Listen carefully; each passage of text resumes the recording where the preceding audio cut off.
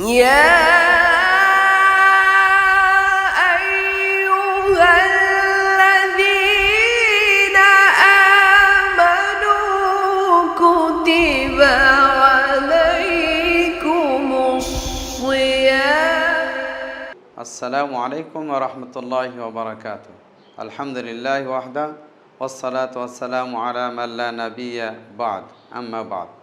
সম্মানিত দর্শকবৃন্দ, আজকের আলোচনার বিষয় হলো ইস্তিগফার তাওবাকারীর মর্যাদা সম্পর্কে। ইস্তিগফার ও তাওবা সম্পর্কে আল্লাহ রাসূল সাল্লাল্লাহু আলাইহি ওয়াসাল্লাম বলছেন, মান ক্বালা আস্তাগফিরুল্লাহ আল্লাযী লা ইলাহা ইল্লা হুয়াল হাইয়ুল কাইয়্যুম ওয়া আতুবু ইলাইহি, যে ব্যক্তি এই দোয়া পড়বে, আস্তাগফিরুল্লাহ আল্লাযী লা ইলাহা ইল্লা হুয়াল হাইয়ুল কাইয়্যুম ওয়া আতুবু ইলাইহি, গুফিরা লাহু, আল্লাহ রসুল বলেন তার গুনাহ খাতা মাফ করে দেওয়া হবে।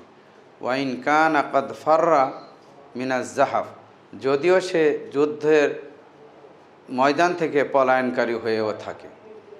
আল্লাহ রসুল সাল্লাল্লাহু আলাইহি সাল্লাম তিনিও দৈনন্দিন 70-এর ঊর্ধ্বে ইস্তিগফার পড়তেন। তিনি বলছেন, আল্লাহি ইন্নী লা আস্তাগফিরুল্লাহ ফিল ইয়াউমি আকসারা মিন 70 মাররা, আল্লাহর কসম করে বলছি আমি দৈনন্দিন 70-এর ঊর্ধ্বে আমি আল্লাহর কাছে ইস্তিগফার কামনা করি। এই হাদিস থেকে বোঝা যাচ্ছে যে আল্লাহ রসুল সাল্লাল্লাহু আলাইহি সাল্লাম যার আগের পিছের সমস্ত গুনাহ খাতা মাফ করে দেওয়ার পরেও তিনি আল্লাহর কাছে ইস্তিগফার করতেন। সে দৃষ্টিতে আমাদের রসুলের অনুকরণ করতে হবে, আমাদেরও দৈনন্দিন বারবার ইস্তিগফার পড়তে হবে। যেহেতু আল্লাহ রসুল একটি দোয়ার বিনিময়ে কি বলছেন যে সমস্ত গুনাহ খাতা আল্লাহ তার মাফ করে দিবেন, যদিও সে যুদ্ধের ময়দান থেকে পলায়নকারী হয়। আমরা জানি যে যুদ্ধের ময়দান থেকে পলায়ন করা একটা কবিরা গুনাহ। যদি সে কবিরা গুনাহ করার পরেও কবিরা গুনাহকারী ব্যক্তিকে যদি এই আস্তাগফিরুল্লাহ আল্লাযী লা ইলাহা ইল্লা হুয়াল হাইয়ুল কাইয়্যুম ওয়া আতুবু ইলাইহি এই দোয়া পাঠ করার জন্য যদি তাকে ক্ষমা করে দেওয়া হয়, তাহলে সাধারণ ব্যক্তিদেরকে অবশ্যই আল্লাহ ক্ষমা করবেন। এটাই আমাদের আল্লাহ সম্পর্কে ধারণা রাখতে হবে।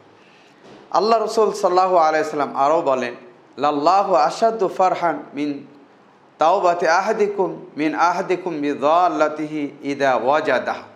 আল্লাহ রসুল বলছেন যে আল্লাহ সবচাইতে আনন্দিত হন ওই ব্যক্তির থেকেও যে ব্যক্তি তার পশু হারানোর পরে পাওয়ার পরে যতটা না আনন্দিত হয়, আল্লাহ রাব্বুল আলামিন অধিক আনন্দিত হন কোনো ব্যক্তির তওবা পাঠ করার কারণে।